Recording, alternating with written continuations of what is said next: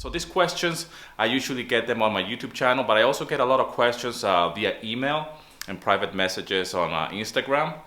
And I just wanted to address a few of them because they keep up repeating itself, and I just wanted to address them here very quickly. So one of the most common ones is, where are you from? Do you speak Spanish? And I have answered this before, but I'm just going to address it here very quickly. I was born in the UK. I was born in London. But my parents are from Venezuela, so I was born in England, and after like a year, when I was like a year old, I moved to Venezuela, where my parents are from. And after that, my mother was a medical student at the time, so she was traveling a lot. So I stayed in Venezuela from a very early age, but then I moved again, and we lived in Canada. And I was probably between 5 years old and all the way up to 8 or 9 years old in Canada, and that's where I learned how to speak English. And that's where the trouble began when it came down to language, because I was just moved from one country to another, and I just had to adapt very quickly and learn, Spanish is my mother tongue, but then I moved to Canada at a very young age, and I had to learn English and French at the same time very, very quickly. After that, we went back to Venezuela again. I had to kind of like relearn the whole Spanish thing because I was just so immersed in the English and the French. And that pretty much shaped the way I am. Then after that, I lived in the US, and I went back to England afterwards, because I grew up in different countries, but at the same time, I had this thing in the back of my head that I was born in England, but I never really lived there. So it was always this thing, like I want to go back to the place where I was born. And in my mid-20s, early 20s, I decided to move to England. And that's where I met my wife and got married, and my daughter was born there. And from the UK, I came all the way back here. So it's kind of like a long story, but pretty much just a lot of traveling and a lot of, languages. I now speak Greek. I live here in Greece. And it's just one of those things, you know. I consider myself a citizen of the world, plain and simple. But I get a lot of questions about it, like am I a Filipino, because my eyes are a little bit, I'm like Chinese. My wife makes fun of me because my eyes are always like this. So there's a little bit of a confusion there as well with my accent. I speak English with a funny accent, and then I drop some words in Spanish and then a little bit of Greek. But yeah, that's when it comes down to where I'm from. Another question here is, what are my thoughts on AI and music composition and stock music and in general? That's a very good question. AI, I've heard some music that it's been composed by AI, and it sounds good. It's really good, actually. I don't know if there's going to be a threat to us. I'm a very futuristic guy. I usually really want to keep my finger on the pulse when it comes down to technology and what's the latest advancement. And I'm a big fan of Elon Musk and Peter Diamandis, which is as well a Greek American. They're really futuristic guys. And I know that they have expressed some concerns when it comes down to AI taking over, or robots in some kind of like an apocalyptic Hollywood film. But when it came down to AI at the moment, as these machines are composing music, which obviously you expect that a machine can compose music because you can just input some programming, and music is really mathematics anyway. So technically speaking, they can compose music. I've heard it. And could it be accepted in Audiojungle? Yeah, most likely. I don't know if they will replace composers. I think that for us humans, whenever there comes some kind of like advancement, we're usually very afraid, and we either adapt or just reject the idea completely. I mean, I was trying to explain to my daughter today. She was asking me about Alexa. We have Alexa here in the house. And how does she know all of these things? And try to explain to her about audio and how Alexa is a computer. And it's kind of like, try to really explain to a 9-year-old how this whole thing works. And audio is kind of like a big deal. And I do believe in that in the future, houses and everything, well, it's already happening. You can just go around the house and talk and say, turn on the light, turn off the light, or whatever, shopping list, like can you just record this into the shopping list so I can go to the supermarket. So all of these advancements are really fascinating to me. When it comes down to music making or the arts in general, like painting, music creation, I don't know how well can a robot replicate what humans do, because we're not perfect. We're really imperfect, actually. That's what makes art quite interesting. And I'm not just going to be talking about music, but art in general, like painting. Can a robot do a painting as good as any artist there? I think the answer is yes, and the same goes with music. I do believe that robots and AI, really, what they're striving for is perfection, and that's where a lot of jobs are going to be compromised, for sure. I don't know, driverless cars, airplanes that just fly by themselves, which already is happening. They're still a pilot, but the idea is that they want precision, and the same will go with medicine and technology. With the arts, I really want to see how this whole thing evolves, but one thing is for sure, we live in fascinating times, and this is the best time to be alive. So even if AI can compose music as we speak, the way I see it is that I will probably hire one of these robots or this artificial intelligence to compose music for myself, so I can have even more output of music and put that into my portfolio. If that makes any sense. I think it has to do with how we see things and how we perceive things. I've heard the music, but the music track sounds very quantized and sounds very robotic. Still sounds very, yes, it's very robotic. There is no human touch to it. And it's the same thing with samples and libraries, okay? Our orchestra is going to die because we have now sample libraries in here. We can program a whole mock-up of an orchestra that sounds so real. The orchestras, they're still alive. And actually, we rely so heavily on real musicians to get these libraries into a computer. The same goes with books and the Kindles and all of... There's many examples, okay? Technology has always been there for us, and I think it has to do with how we are going to use it more than anything else. Now, are the robots or artificial intelligence going to take over our lives? They could, but I hope it's for the better and not for something worse. So we don't know, you know, we don't really know. We're still in the early days of AI when it comes down to music composition. I've heard the music. I'm not scared of a robot composing a music track. I don't think they're going to take over, or they're not going to... I'm not going to be replaced by them, at least not now. Another question very quickly here. Hey Daniel, I've noticed that you do hard panning on all of your tracks, and I've read on Audiojungle forums and articles that this is not recommended for stock music. Is there a reason why you do this? Now, what they mean by hard panning is like you're not supposed to hard pan a bass all the way to the left, okay? Or like they used to do when the Beatles were recording back in the 60s or 70s, that they will pan the piano parts all the way to the left or to the right. And I think Van Halen used to do that as well. So what they mean is that you're not supposed to put an instrument all the way to the left. What I'm doing with hard panning instruments to the left and to the right is just to create that wide effect, which you can only get that if you're hard panning and any kind of instruments. In this case, this is a production technique. It has nothing to do with if you're allowed to pan or not. What they're meaning on Audiojungle, and this is just because a lot of people don't know, that sometimes if you pan just one single instrument all the way to the left, like especially if it's something so essential that needs to be in the center, like the bass or the kick drum.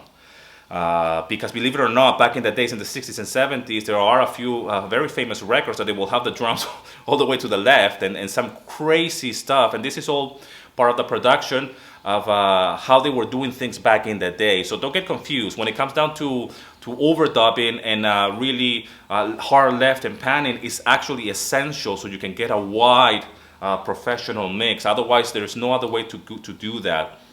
Another question here, how many tracks do you need before you start earning a full income from your music? This is a hard question to answer. It really depends. I have seen people and colleagues of mine really start earning some serious money with just a few tracks. And by that I mean that they could have gotten like a best seller quite quick. For me, it was just a progressive thing. It didn't happen overnight. I spent a whole year without making a single sale. I was only on Audiojungle as an exclusive author. And it took me probably a year of constant building my portfolio. And remember, I was completely flat broke unemployed when I got into this business. So for me, any sale was a win, and it was a massive success. So it's not like I replaced my day job with this overnight. Like I said, like, oh, now I'm earning enough money. For me, it was just like one sale at a time to the point that it became a full paycheck, and I managed to match my wife's paycheck, which is she was the main breadwinner of the family at the time. But what it matters is that I think when people ask me this question, it's asking the wrong question. The better question will be, how many music tracks can you put out, quality music tracks you can put out and build your catalog as fast as possible. People seem to be very impatient. I get a lot of emails and private messages as well. How can I make this work fast? Let's do this quickly. And there is no fast way. I'm sorry to break that down to you. There is no a shortcut. The only way to do this is to actually work on it and really be patient. This is a marathon. Again, I cannot stress that enough. And the best way to describe it is, I don't know, it's like having a YouTube channel, if you have one yourself. We all start at 0 subscribers. We all start with 0 views.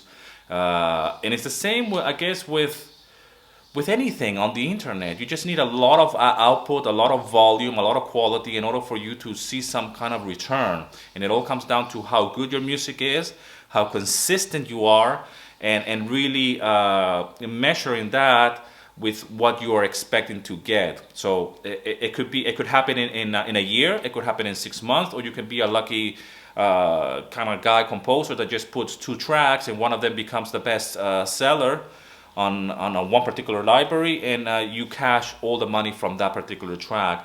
Even though that could happen, I wouldn't rely on that at all, because we know that music sales fluctuate a lot on all of these libraries. So I will never ever rely on just a few music tracks on one library, especially if they're on just one library. Another question: how long does it take you to compose a music track on a regular basis?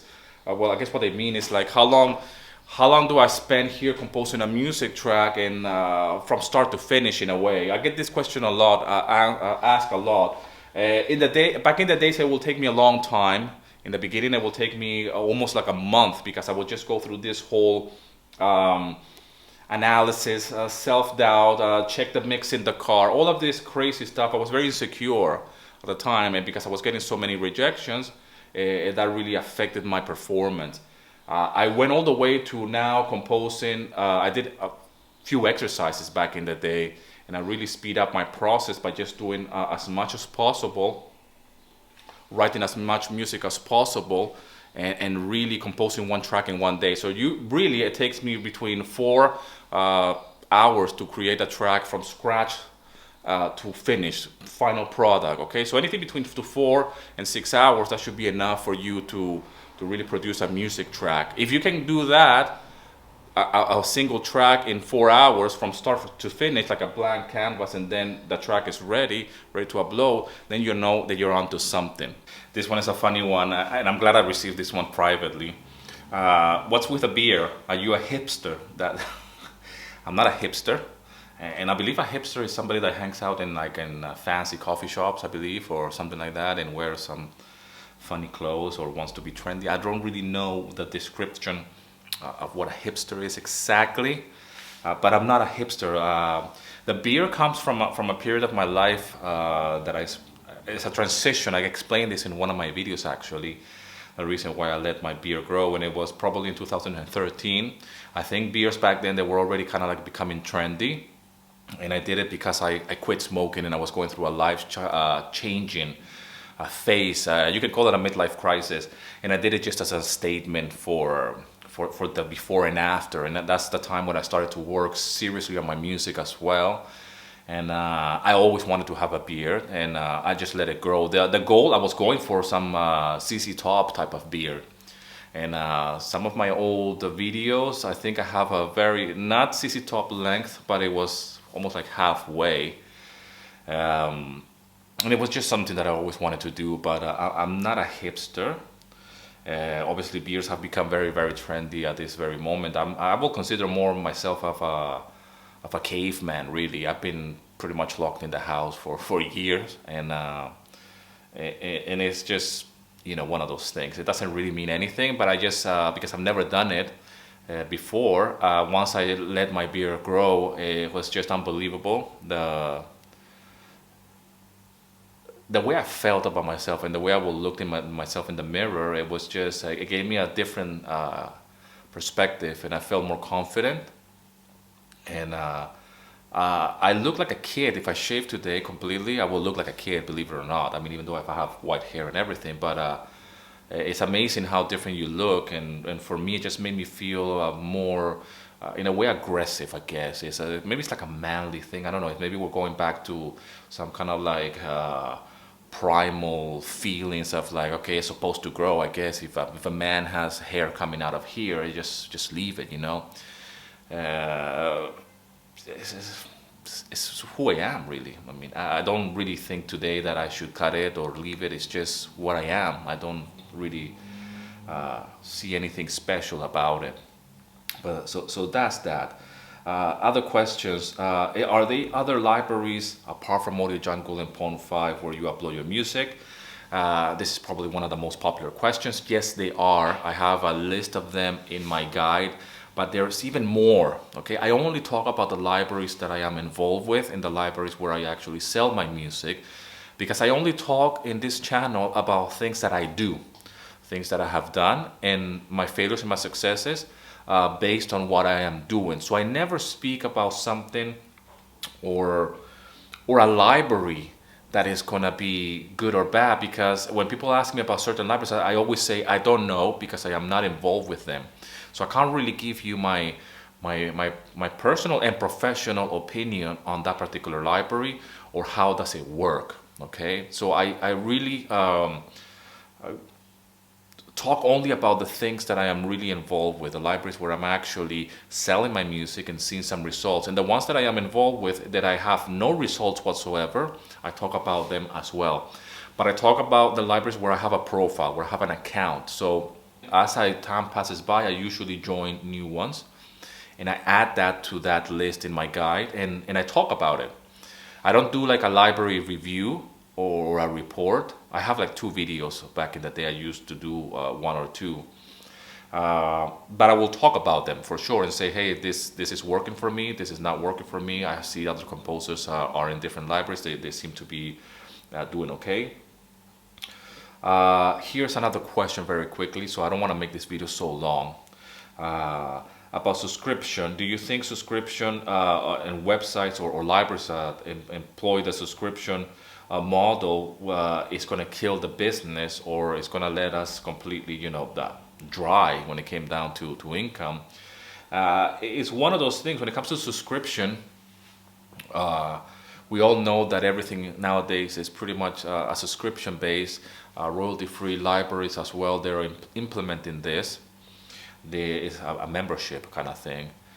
So they have like unlimited downloads of music. They have all sorts of things. It's a tough one. It's really, I mean, the way I see it is that how can us composers still make money from even from a subscription type of library? They are implementing this for the customers, and how can it be a win-win? That's the crucial thing here, because the libraries will not exist if we're not providing music to them. So there's only so much that they can screw us over, and I think this is still in the making.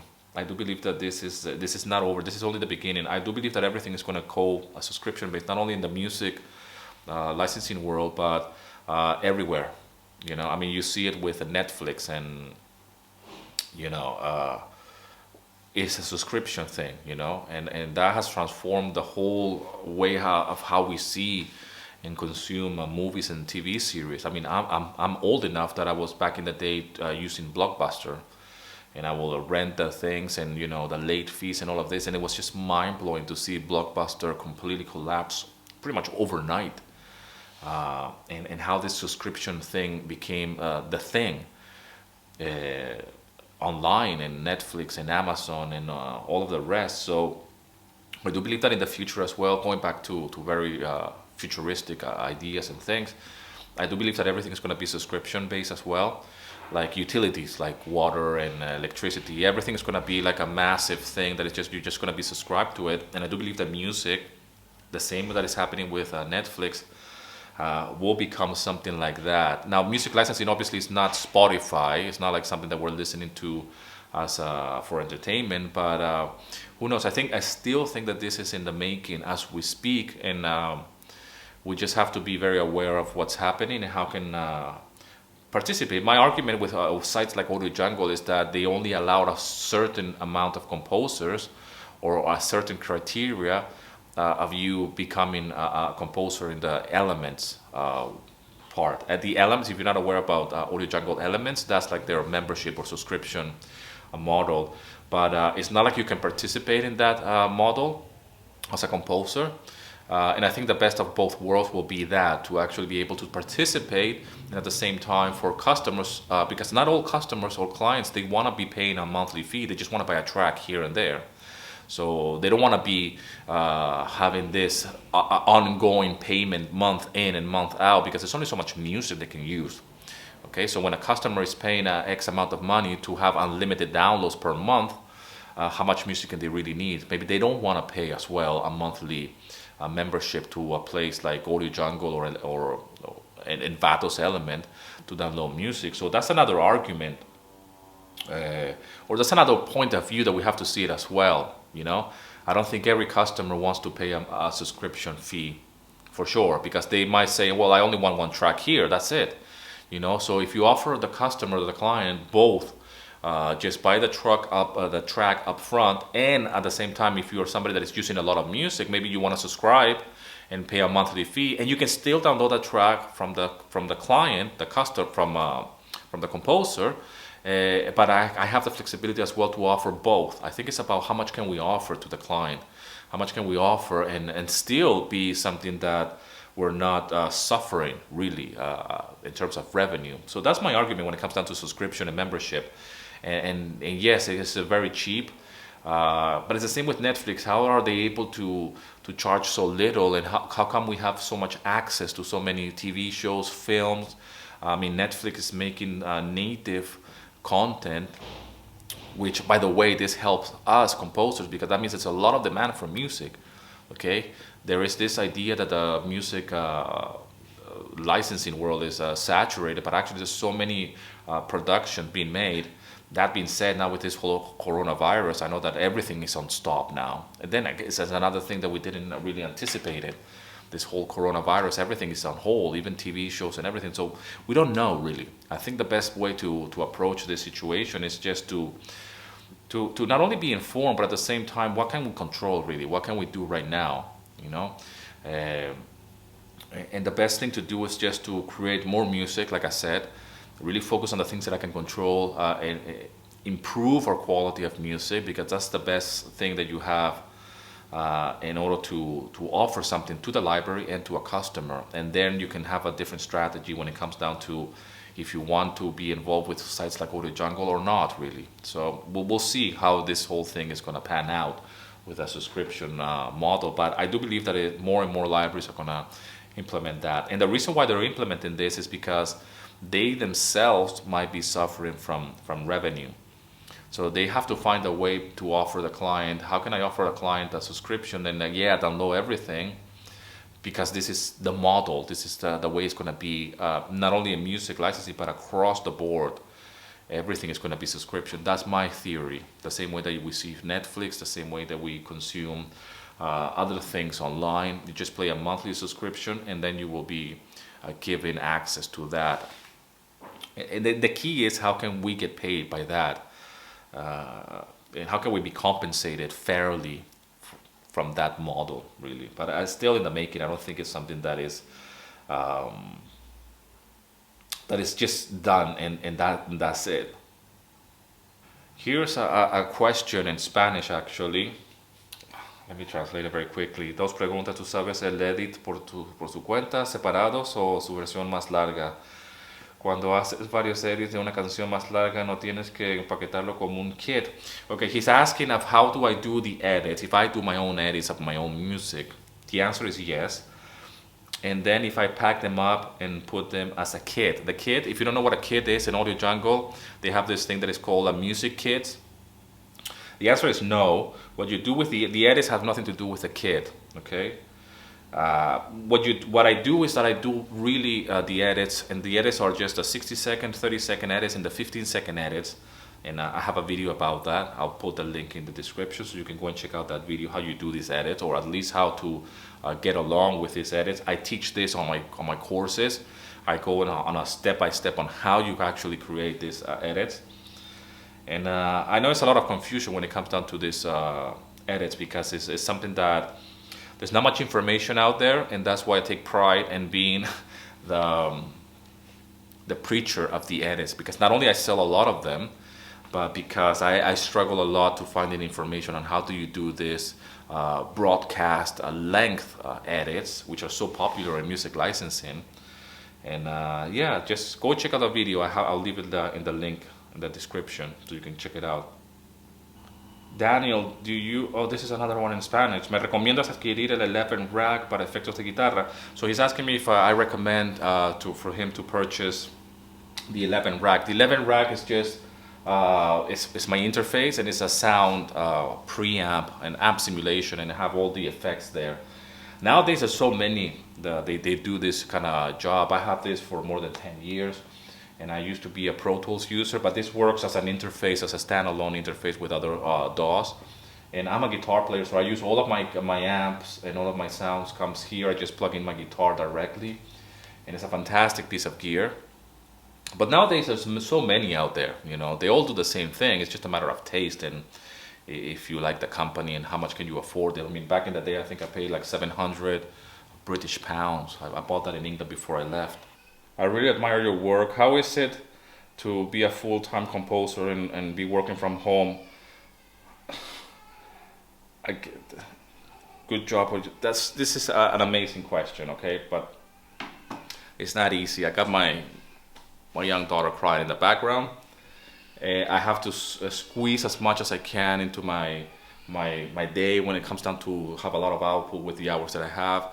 It has been tough at times. Back in the day when I only had one daughter and she was going to school, it would be a little bit easier. My wife was working in the office, so I have a lot of time to be here in the desk by myself in the house.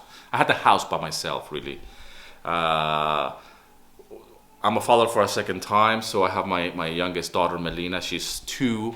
So for the last really 2 to 3 years, the lifestyle in the household has been a little bit upside down. You know, my wife took maternity leave, then given birth and stayed at home with our daughters, and obviously this affects my work. And we try to find some kind of balance. Not to mention what's been happening now with the whole lockdown and coronavirus now. And now my wife works completely remotely. I've mentioned this before. She has her desk here. That's where my wife works, and this is where I work. So we're both parents that work from home, and it's a challenge. It's a struggle, I should say, but we are available here for our kids. But when it comes down to recording music and mixing and mastering, and even doing the videos as well, I really have to allocate certain chunks of time. So it's not all fun and games. And there are times that I require complete peace and quiet, so I can record. Especially if I have a microphone and I'm recording my acoustic guitar. But if I'm programming and just editing, I don't mind having the kids around and a little bit more flexible with that. But we have to juggle a lot. You know, being somebody that works from home, making music it could be a little bit tough. You can hear in the background the crying, so that's my cue. I hope this video finds you well. I hope these questions and answers kind of video is helpful. I never really do this kind of things. I usually answer the questions in the comment sections on my YouTube videos, and a lot of emails and a lot of private Instagram messages. I know some of you that you just like to communicate through Instagram, and I answer a lot of messages on Instagram as well. I'd rather receive emails when it comes down to questions. Sometimes on the Instagram I can't really get them. They're blocked or declined or whatever. I spend some time on Instagram. But anyways, feel free to just send me the questions. If you're an Instagram kind of guy, I don't mind. If I don't answer immediately, just be patient. But send me questions if you want to, either in the comment section of the videos, or email, or Instagram, or some people as well, they send it to me through my Facebook page, private Facebook messages on my page on Stock Music Licensing. So whatever rocks your world, I'm really flexible. Just be patient if I don't answer immediately, but I read them and I try to address it. And I'll try to do maybe more videos like this, like Q&A, so everybody can listen to certain questions and answers that I have regarding certain topics. Again, thanks a lot for all the love and support. As always, rock and roll, and here's your success.